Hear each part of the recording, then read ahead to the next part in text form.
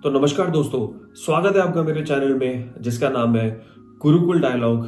मेरा नाम है अमित राठी और आज का जो टॉपिक होने जा रहा है वो बहुत ही इंटरेस्टिंग टॉपिक होने जा रहा है। वो है कि क्या इंडिया अपना फर्स्ट गे जज अपॉइंट करने वाला है। जी हाँ, आपने बिल्कुल सही सुना। मैं इसको दोबारा रिपीट करूंगा कि क्या इंडिया अपना फर्स्ट गे जज अपॉइंट करने वाला है। तो क्या आपने ये नाम सुना है आज से पहले कभी? सौरभ कृपाल। जी हाँ, ये एडवोकेट है दिल्ली कोर्ट में और ये नियुक्त हो सकते हैं, अपॉइंट हो सकते हैं इंडिया के फर्स्ट गे जज। तो अभी तक आपको अगर नहीं पता था तो ये आपके लिए न्यूज़ हो सकती है बहुत बड़ी। तो ये बहुत ही करेजियस एक मूव लिया गया है सुप्रीम कोर्ट के जो एलिगेस है, मतलब अगर मैं एलिगेस को बताऊं तो एक तरीके की एडवाइजरी होती है, एक तरह की एडमिनिस्ट्रेटिव बोर्ड होता है। तो उसको हेड कर रहे थे chief justice doctor DY Chandrachud और उन्होंने ये रीआइटरेट किया है कि आप सौरभ कृपाल को एज अ जज अपॉइंट कर सकते हैं for Delhi high court. He is an open gay और उन्होंने अपना रिलेशनशिप जो स्विस के नेशनल है, जो उनका पार्टनर है, उसके साथ ऑलरेडी एक्सेप्ट किया हुआ है। काफ़ी साल पहले उन्होंने एक मीडिया इंटरव्यू में ये चीज़ एक्सेप्ट करी थी और ये चीज़ बताई भी थी कि उनका जो रिलेशन है वो एक स्विस नेशनल के साथ है ऑलरेडी। और जो कि सेंट्रल गवर्नमेंट को इससे रिलेटेड कुछ ऑब्जेक्शंस थी, तो सेंट्रल गवर्नमेंट अभी या फिर थोड़े टाइम पहले भी काफ़ी टाइम से उनको एज अ जज अपॉइंट करने के लिए थोड़ी सी डिले कर रही थी। मैंने जो ऑलरेडी आपको बताया कि 5 साल से ये जो पूरा प्रोसेस है चल रहा है, उनको अपॉइंट अभी तक नहीं किया है। तो कहीं ना कहीं अगर आप देखें तो जो हमारी सेंट्रल गवर्नमेंट है वो ऑब्जेक्शन क्रिएट कर रही है इनको एज अ जज ना अपॉइंट करने के लिए। तो अभी की अगर आप सिचुएशन समझेंगे तो बहुत ही कॉम्प्लेक्स है। जो अभी हमारा लॉ है वो बहुत ही लिमिटेड स्कोप देता है इसको अपॉइंट करने के लिए सेंट्रल गवर्नमेंट के पास। लेकिन जिस तरीके से सेंट्रल गवर्नमेंट बिहेव कर रही है अभी रिसेंटली सभी को पता है और पहले भी कि वो अपने डिसीजंस को लेके काफ़ी फिक्स रहती है, काफ़ी पावरफुल है, आपको पता है। और अगर वो जो भी डिसीजन चाहती है कि लेना, वो अपने जो पैरामीटर्स है काफ़ी फिक्स रखती है और कुछ ना कुछ रीजंस डाल के क्या पता वो इस अपॉइंटमेंट को डीले करते हैं। और 5 साल से तो ऑलरेडी डीले है, थोड़ा और क्या पता इसको अब आगे बढ़ा दिया जाए। तो जो अभी हमारे यूनियन लॉ मिनिस्टर है वो थोड़े से डिटरमाइंड है रिप्लेस करने के लिए जो कलीगियल सिस्टम है जो अपॉइंट करता है जजेस को। एंड मोस्ट प्रॉब्ली ये भी हो सकता है कि जो पार्लियामेंट है वो आपका NJAC लेके आया है नियर फ्यूचर में। तो अगर आप समझेंगे सिचुएशन बहुत ही कॉम्प्लेक्स है, तो अभी इस पे कुछ कमेंट करना इज नॉट एप्रोप्रिएट। एंड जो अभी रेजोल्यूशन पास ऑन हुआ है उसमें जो सुप्रीम कोर्ट की कलीगियम है उसने रिजेक्ट किया है सेंट्रल गवर्नमेंट के काफ़ी सारे डिसीजंस को और रिव्यू को, और दोबारा से अभी रिकमेंड किया है मिस्टर कृपाल का नेम एज अ जज for the Delhi high court. तो अभी देखते हैं आगे की सिचुएशंस क्या होती है, क्या नेक्स्ट स्टेप्स होते हैं, क्या इसमें आउटकम। और अभी अगर देखा जाए सिचुएशन को कि जो स्विस पार्टनर है इनका, जो स्विस कंट्री से बिलोंग करता है, तो अगर हमारी कंट्री के रिलेशंस देखे जाए तो स्विस नेशंस के साथ अच्छे ही रहे हैं, चाहे वो अभी की करंट में कोई अगर बड़ी पोजीशंस पे लोग हैं या फिर जो पास में भी रहे हैं। तो काफ़ी लोगों के स्विस रिलेशंस रहे हैं। आई होप आपको समझ आ रहा होगा मैं किस तरफ इशारा कर रहा हूँ, काफ़ी लोगों को शायद ये चीज़ पता भी होगी। तो ऐसा नहीं है कि फर्स्ट टाइम हो। तो अगर अभी देखा जाए इस सिचुएशन को भी कंसिडर करते हुए तो कोई ऑब्जेक्शन नहीं होना चाहिए कि मिस्टर कृपाल को अपॉइंट नहीं कर सकते जज के तौर पे, क्योंकि उनका जो पार्टनर है वो स्विस है या फिर फॉरेन कंट्री का पार्टनर है। तो आई थिंक ये कोई पॉइंट वैलिड नहीं होता और इसके ऊपर कुछ ऑब्जेक्शन नहीं होना चाहिए सभी को। और अगर दूसरा इसमें पॉइंट देखा जाए जो नोट करने वाला है, जो हमारा इंडियन कॉन्स्टिट्यूशन है वो हर किसी को राइट देता है अपनी इंडिविजुअलिटी को रखने का, अपने सेक्स को रखने का, अपने रिलीजन को रखने का, अपनी भाषा को रखने का, तो ये सारे राइट्स, अपनी फ्रीडम है उसमें, तो ये सारे जितने भी राइट्स हैं ये आप हमारी इंडियन कॉन्स्टिट्यूशन हर किसी एक इंडिविजुअल को देती है।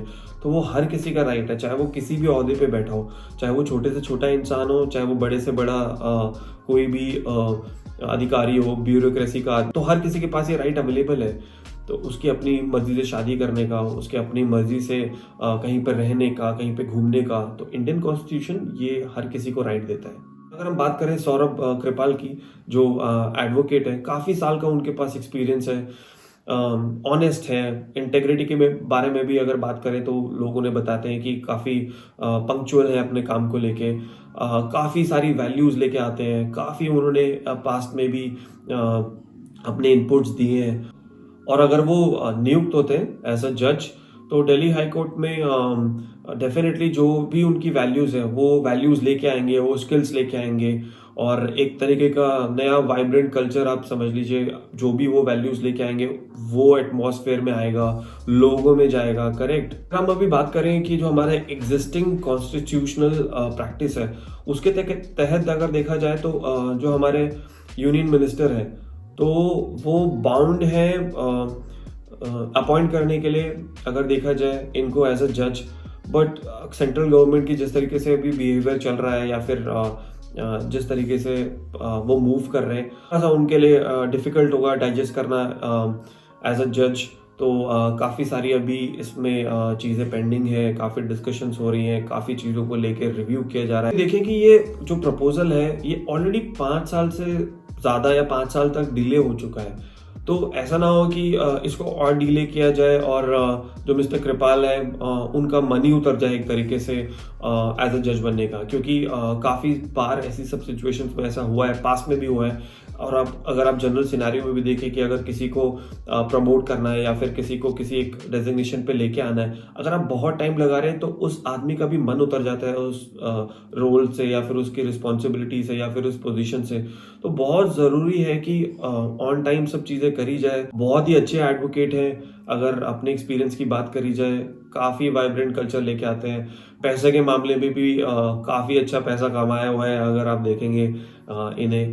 तो ये सारे अगर आप फैक्टर्स को देखेंगे, प्लस इनके जो फादर हैं ये एक टाइम पे चीफ जस्टिस ऑफ इंडिया रह चुके हैं। तो काफ़ी एनरिच इनका बैकग्राउंड है, काफ़ी एक्सपीरियंस लेके आते हैं। तो जिस तरीके का इन्वायरमेंट दिल्ली कोर्ट का बदलेगा, अपने साथ जिस तरीके की डाइवर्सिटी लेके आएंगे, तो वो एक पॉजिटिव ही आई थिंक सब चीज़ें फैलेंगी।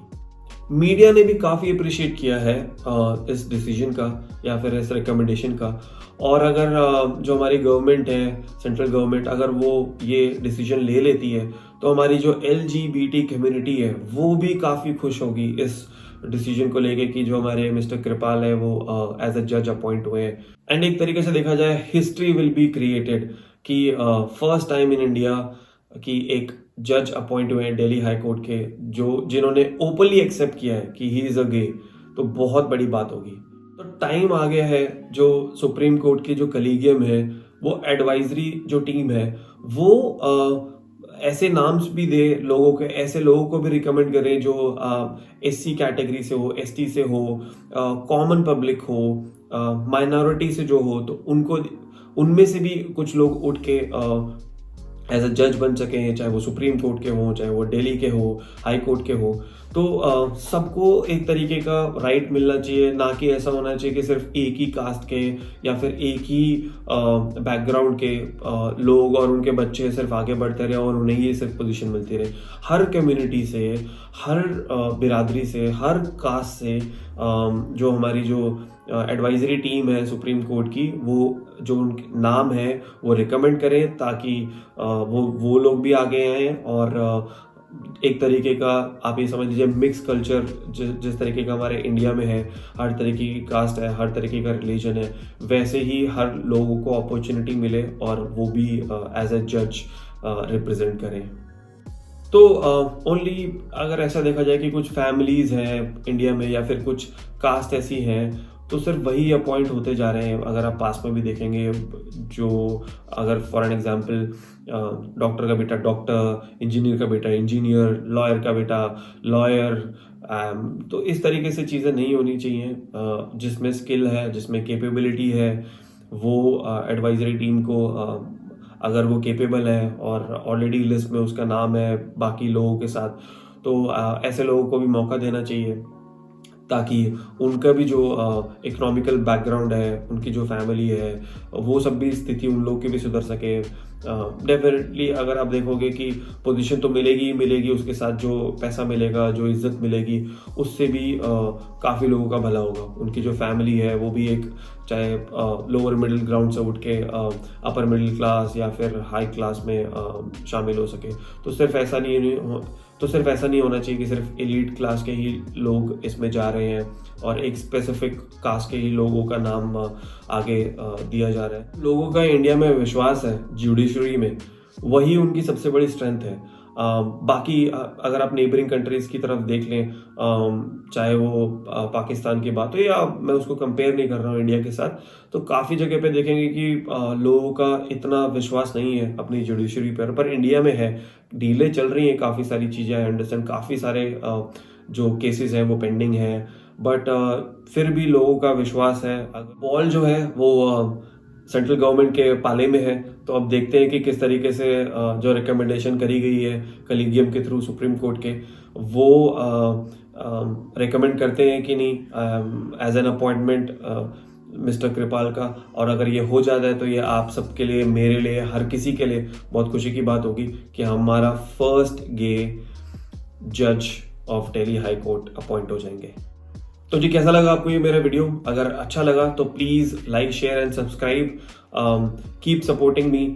ऐसे ही किसी नए टॉपिक पे मैं आपके साथ मिलता रहूँगा, ऐसी नई वीडियोस लेके आता रहूँगा। धन्यवाद एंड जय हिंद।